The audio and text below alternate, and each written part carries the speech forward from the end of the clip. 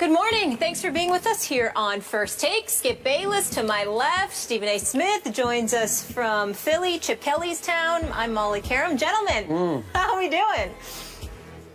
What's up? What's going on, y'all? How you doing? We're good. We miss you already.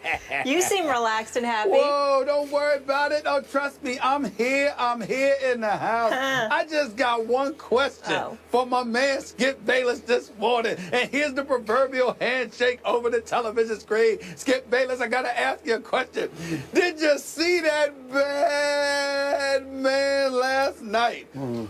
Ooh, that's a bad boy. You know, I've never done this in the history of the show. I'm going to offer you my condolences on the first topic of this show prematurely, because you deserve it prematurely, because we all know you're about to get scorched in a debate. Oh, whatever. Yeah. Whatever. By the way, the suits with the white shirt is looking pretty fly right now. Molly, you always look great. Thank you. Skip, you know. You look good today. You can butter me up. You know what's coming, but I appreciate that. Somebody's hyped today. Yeah. No. I must confess, I was actually looking for you to return the compliment, because I think. Oh, you were fishing. It's called fishing for compliments. I'm just saying. You know what? I'm just saying. You look stunning. You look fantastic. You look like the cover of GQ. That's what you look like. Did you get the goatee shaped up? Thank you so much. It looks fantastic. Did I mention that? He visited the barbershop. My only regret today is I didn't wear the green suit with the yellow in it. I should have rocked that this morning. Okay. I really should have. I get it. Green Bay. I'm just saying. This is going to be a good one, people. All right, let's work. We ready, Mr. Happy? Okay, he's ready. I am. All right, let's do it. Coming up, it was media day in the NBA yesterday. Why is Derrick Rose talking about free agency? We'll fill you in on what he said and what it means. And is this Kobe's final go-around? And we will also discuss LeBron as well. But first, to the NFL. Monday Night Football in Lambeau. Green Bay defending their home turf, beating Kansas City by 10. Aaron Rodgers doing what he does. Listen to this. The man has not thrown an interception in his last 16 regular season home games, 486 pass attempts with 0 picks. He threw 5 TDs last night, 3 to Randall Cobb, 1 to that rookie Ty Montgomery, and 1 to the newly reacquired James Jones. I said before the game, if you said he was the best player in the league, it might be an understatement. People are like, what are you trying to say? Yeah, what are you trying to say? Just go with it, all right? I mean, think about it. What if Peyton Manning, what if Tom Brady could run? What if they could move? What if they could buy time? What if they could go sideline to sideline? You're watching what that would be like. You're seeing Aaron Rodgers with the mastery in the pocket, but then have the movement to go all over the field. Oh, Skip, Monday Night Football action. Is Aaron Rodgers the best quarterback in the NFL? Wait, is the question, did that prove? Did last night prove? Did that prove it to you? Yes, it's proof. Okay. Are we really asking this question on the great show that is First Take? Because it's so beneath our dignity to ask such an outrageously out-of-bounds question.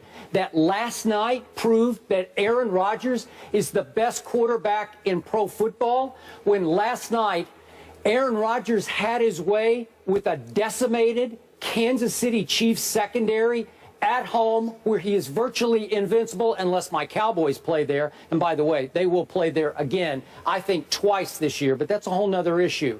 But we're talking about what Aaron Rodgers did, dinking and dunking against the absolutely decimated Kansas City Chiefs secondary, down to Marcus Cooper starting at one of the cornerbacks, who probably, God bless the kid. I think he's from Bloomfield, Connecticut, by the way. Great place, Bloomfield. Yeah, shout out to Connecticut. But yeah, Rutgers and all that. But I'm not even sure he should have been on the field last night. And Aaron Rodgers victimized him again and again and again. And he starts off with a bombs away pass of 8 yards to the kid from Stanford, that Ty Montgomery. And then he goes, check this out, Stephen A. He goes pick play to Randall Cobb for a 3-yard touchdown. Pick play to Randall Cobb for a 4-yard touchdown. Pick play to Randall Cobb for another 4-yard touchdown. These are euphemistically called rub routes. They're just little goal line pick plays. They're candy from a baby when you're playing the Kansas City Chiefs. And the one bombs away play of 27 yards to James Jones came on a cheap offsides penalty play where the Chiefs virtually stopped playing and everybody's looking at each other. And it's a free, cheap play for Aaron Rodgers to throw it to James Jones, who's basically not covered in the end zone. Easy touchdown. And you're trying to tell me that what he did last night would suddenly usurp the great Tom Brady, who should be insulted. We're even asking this question after this sensational start that he's had to this NFL season. I'm not sure any quarterbacks ever had a greater start to a season than Tom Brady has had so far. He did it to the Pittsburgh defense, which is showing me a lot this year. He torched the Pittsburgh defense. Remember that on Thursday Night Football? Tom Brady went to Buffalo with a high degree of difficulty against a Rex Ryan, who has been his nemesis, and he goes for 466 yards and 3 touchdowns in that game, and you're saying Aaron Rodgers is the best quarterback in pro football? I won't even talk about what Tom Brady did to Jacksonville, but he goes 33 of 42 with 2 more touchdowns, and he has now gone the most attempts through the first 3 games in NFL history without an interception. The great Tom Brady, who is 21-8 in the postseason, and last seen in the postseason, do I remember Aaron Rodgers stinking up the second half at Seattle in ways very few great quarterbacks have ever stunk up a second half, as they blew a 16-0 lead halfway through the third quarter? Are we talking about that Aaron Rodgers? Meanwhile, that was against the great Seattle Legion of Boom defense, which then went on to the Super Bowl, and in the fourth quarter got absolutely scorched by Tom Brady, who went 13 for 15 for 124 yards just in the fourth quarter and 2 touchdowns, as he was the Super Bowl MVP. Are you kidding me? Aaron Rodgers is 6-5 in the postseason. I'm not finished. It's your question. I'm going to answer it. Let me finish. I'm waiting for me to get to it. Aaron Rodgers is 6-5 in the postseason, and by the way, he's 2-4 since he last won that lonely Super Bowl long ago. 2-4, and you're bringing me that a game on Monday night at home against the Chiefs suddenly vaults him into best quarterback status in the NFL? Just stop it. Molly, we could go on to the next topic because you don't even deserve to answer this question. Are you kidding me? Are you trying to shut me down and deny me the opportunity to respond to that ridiculous diatribe you just threw out there? You must be crazy. It was far from brilliant, okay? Let me tell you something, Skip Bayless. You got to remember something. I know you and your slick self, okay? You know what you just did? I noticed how you glossed over stuff. You highlighted what Tom Brady did, and you're so right, I know it was against Jacksonville, but blah, blah, blah. You brought up the decimated secondary of the Kansas City Chiefs. Fair enough. They were a bit decimated. They had 3 of their top 4 guys out last night, if I remember correctly. But here's the reality. Despite all of that, their defense is better than the Pittsburgh Steelers and what Tom Brady went against on opening night. Don't get me started with Jack. Oh, I do. I do. Maybe the Steelers defense is it's getting better. Yeah. But the Steelers defense that opened up the season, don't get me started with that. Aaron Rodgers, okay? He went against Chicago's defense, which even you acknowledged is upgraded, especially with John Fox as the head coach right now. And we'll get into them a little bit later because obviously they traded 2 guys. But let me say, I'm just saying respectable. I'm not saying they're lights out, but respectable. We know their offense and Jay Cutler, your Vanderbilt native. That's the problem with the Chicago Bears. It had nothing to do with their defense, okay? You got Chicago, then you had Seattle, game 2, then Kansas City yesterday. At home. You got Cam at home. That's fine. That's fine. But Seattle's defense is still nothing to sneeze at without Cam. Cam just elevates it to an extremely elite level. But they're still better than most even without Cam. And then you got Kansas City yesterday. And then you look at Aaron Rodgers. Excuse me, nearly 500 passes at Green Bay at Lambeau Field, still without an interception. Lord knows how many touchdowns the man has thrown. The man is absolutely phenomenal. Okay. Well, it is phenomenal. Thank you very much for giving me that, okay? So you got a Green Bay Packers offense, by the way, making Starks, making Cobb, making, James Jones, everybody look like all pros because he's that dude. And by the way, I have what I consider to be a relatively impenetrable argument, Skip Bayless. And you know what that argument is? I don't have to make one. Steve Young, the great Steve Young, Hall of Famer Steve Young, sat up there last night and essentially confirmed it for me with what we played leading into the segment. Trent Dilfer co-signed it. Ray Lewis co-signed it. Chris Carter co-signed it. NFL aficionados all over the place. They talk about Aaron Rodgers' ability to throw the ball outside the pocket, inside the pocket. Yeah. Even that's fair. That's fair. I understand. I'm dealing with you. I'm just telling you that the bottom line is you seem to be in complete and utter denial. We all know that Tom Brady is great. We know that he's fantastic.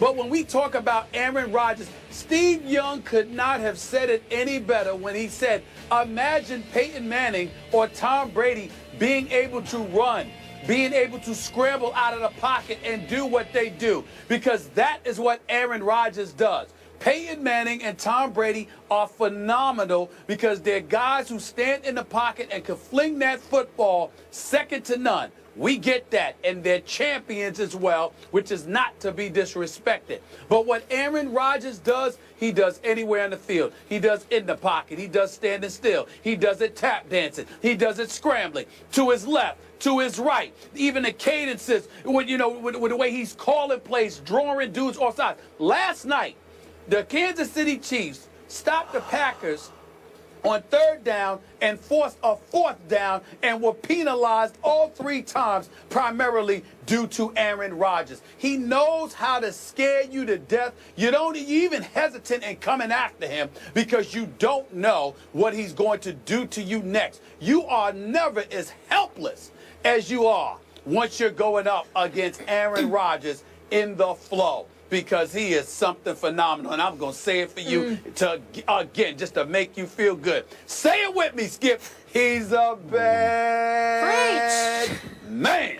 But come playoff time, he's often just bad. Just flat out bad. And I have to throw this in about the great Steve Young. What did he do great? What made him great? His legs as well as his arms. So he has a little bias toward Aaron because he relates. Oh, and, come on, seriously. He wants to say he's doing it the way I did it. He did it the way Steve did it the best. Okay.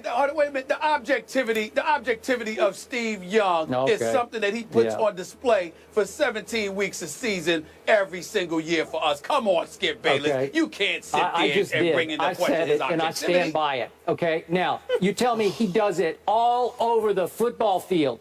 But you can't come back. You have no response to why he doesn't do it consistently when the money's on the line in the playoffs.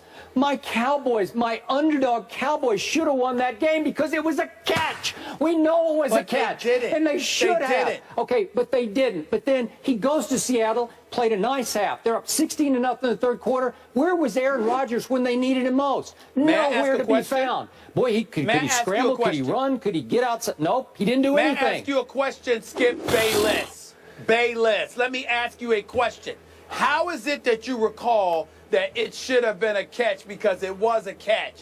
How is it that you recall Seattle's second half performance, but you don't recall that throughout the entire playoffs last year, Aaron Rodgers was playing on one leg? One leg! What? He was a little limpy. One leg! He was getting around okay. That? Well, he's got the greatest arm in history. That's what you tell me. The quickest release and the strongest arm. So he should be better than that. I stand by that. Okay. I stand Tom by Brady that. wasn't running around in the playoffs. And look what he did to the Legion of Boom. He boomed him. He knocked him out of the park. You still need your legs to throw the football. By the way, remember, Aaron Rodgers is 6-5 in the playoffs. Think about this. 4 of the 6 came on his Super Bowl roll that one year. And remember, he has to go on the road as the wild card team. And he beats Michael Vick in Philadelphia. He beats Matt Ryan. No Julio Jones yet there. Matt Ryan really struggling as a young quarterback. I don't know about that. I love how you say this. Jay Cutler. Wait a second. He beats Jay Cutler in Chicago. Jay Cutler couldn't go in the second half. And you're the one who said he's overriding his bicycle in the second half. It's Caleb Haney in the second half. And go look at the numbers. Aaron Rodgers stunk up that second half and almost lost a chance to go to the Super Bowl to Caleb Haney. Then in the Super Bowl, Troy Polamalu, remember this? He couldn't run. He had a pulled hamstring, shouldn't even tried to play. So Aaron Rodgers victimized Ryan Clark in the secondary. Okay? I have a response. You know what, Skip Bayless? I recall Tom Brady, every time he goes up against an elite defense, because Denver certainly was no elite defense, okay? But every time he's going up, the Colts certainly it was no elite defense, but every time he's going up against an elite defense, a la the Baltimore Ravens in Ray Lewis's last year, he got his butt kicked. When he went to the Giants in the Super Bowl twice, and they got after him, he neutralized them, okay? Yeah, he's 21-8 Aaron Rodgers, with 4 rings. 21-8 with 4 rings. Case closed. I'm sorry. You got to speak. I don't get to say something. I don't get to. What, you scared? You scared? We don't like what you're saying. I mean, why don't you listen? Why don't you listen? Well, just because you don't like it doesn't mean that you get to interrupt me. Zip it when I'm talking to you. Here's the deal.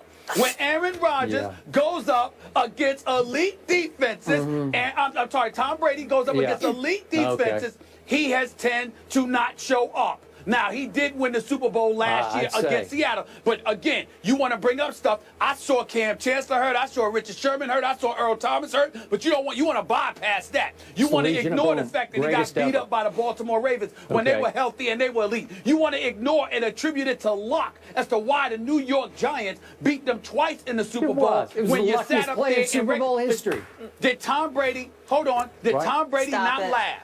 Not laugh at the thought of him being held to just 17 points, and he was held to 14 points. But you ignore that. But you want to bring up everything about Aaron Rodgers, whose defense has always been suspect in Green Bay. He's a bad boy. Somewhere along the lines, you're going to learn to accept this reality. Eventually, Aaron Rodgers is a bad somehow, some way. Tom Brady.